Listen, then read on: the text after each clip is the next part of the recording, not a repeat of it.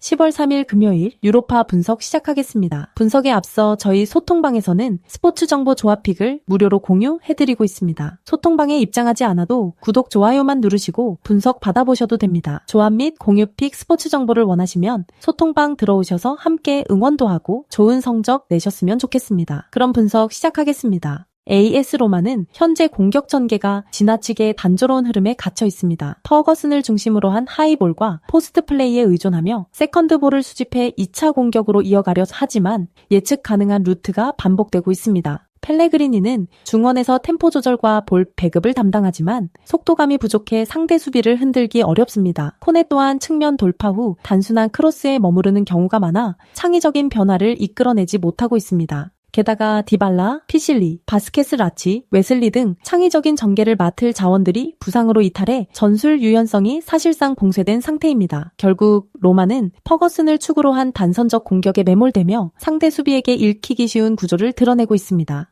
릴 역시 전방 전개에서 큰 제약을 안고 있습니다. 펠릭스 코레이아는 안쪽으로 파고드는 인버티드 움직임을 자주 시도하지만 결정적인 찬스 창출이나 날카로운 라스트 패스를 제공하는 데 한계가 뚜렷합니다. 하랄소는 중원에서 볼을 공급하며 템포를 조절하지만 급격한 전환이나 창의적인 패스를 보여주기에는 다소 평기합니다. 지루는 제공권과 포스트 플레이로 위협을 가하지만 지나치게 지루 중심으로 설계된 공격 루트는 상대 수비에게 쉽게 파괴됩니다. 후반 교체 자원들 또한 드라마틱한 변화를 만들기 어려워 전술적 다양성은 거의 없는 수준입니다. 결국 릴의 전방은 점유를 유지하는 수준에 그치며 상대 수비를 깊게 흔들 힘이 부족합니다. AS 로마와 릴 모두 지나치게 단순한 전술 구조에 갇혀 있습니다. 로마는 퍼거슨을 활용한 하이볼과 포스트 플레이 외에 마땅한 플랜 B가 없고 릴 역시 펠릭스 코레야와 지루를 중심으로 단조로운 전개만 반복하고 있습니다. 양팀 모두 교체 자원에서 창의적 변화를 이끌어낼 가능성이 낮아 경기 흐름이 답답하게 이어질 수밖에 없습니다. 결국 중원에서의 소모전만 반복되며 공격 템포는 쉽게 살아나지 않을 전망입니다. 전술 유연성 부재, 제한된 전진 패턴, 교체 카드의 한계가 맞물리면 90분 내내 루즈한 양상이 지속될 가능성이 높습니다. 득점 기회가 제한되고 어느 한쪽이 완전히 주도권을 쥐기 어려운 전형적인 무승부 흐름이 예상됩니다.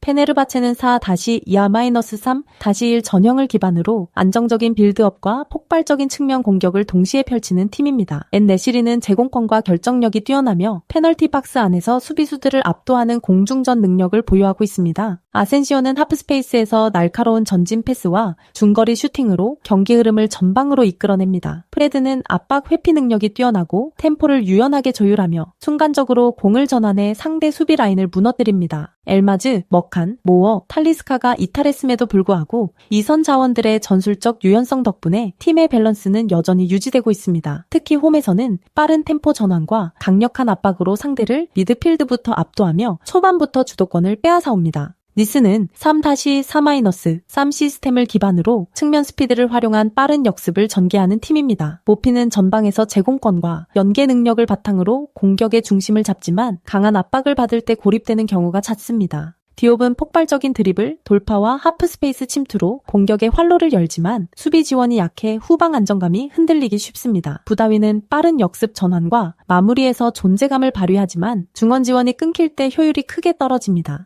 이번 원정은 튀르키예까지의 장거리 비행으로 피로가 누적될 수밖에 없으며 경기력 저하가 불가피한 환경입니다. 게다가 압둘모님, 단테, 은다이시미에, 은돈벨레, 쿨리발리, 압디 등 핵심 자원이 줄줄이 이탈하며 전력 공백이 심각한 수준입니다. 결국 수비 라인의 집중력이 떨어지고 중원 압박도 느슨해져 페네르바체의 강한 템포를 감당하기 어려워질 가능성이 큽니다. 페네르바체는 홈에서 강한 압박과 빠른 템포 전환으로 상대를 무너뜨리는 데 특화된 팀입니다. 엔-네시리가 박스 안에서 제공권을 장악하고 아센시오가 하프스페이스를 공략하며 프레드가 템포를 지배하는 구조는 매우 위력적입니다. 엘마즈, 머칸, 모어, 탈리스카 부재에도 불구하고 전술적 유연성은 유지되고 있으며 홈 팬들의 열기도 추가 힘을 더합니다. 반면 니스는 장거리 비행으로 인한 피로 누적과 핵심 선수들의 대거 이탈로 인해 전력적 공백이 치명적입니다. 특히 중원 압박이 약화될 경우 프레드와 아센시오가 경기의 속도를 완전히 장악할 수 있어 수비 라인이 쉽게 붕괴될 것입니다. 그렇지만 니스가 초반에 다소 촘촘한 블록을 유지하고 빠른 역습으로 한두 차례 변수를 만들려 할 수는 있으나 체력 저하와 공백이 결국 드러날 가능성이 높습니다. 결국 홈에서 모든 조건을 갖춘 페네르바체가 경기 주도권을 완전히 장악할 것으로 예상됩니다.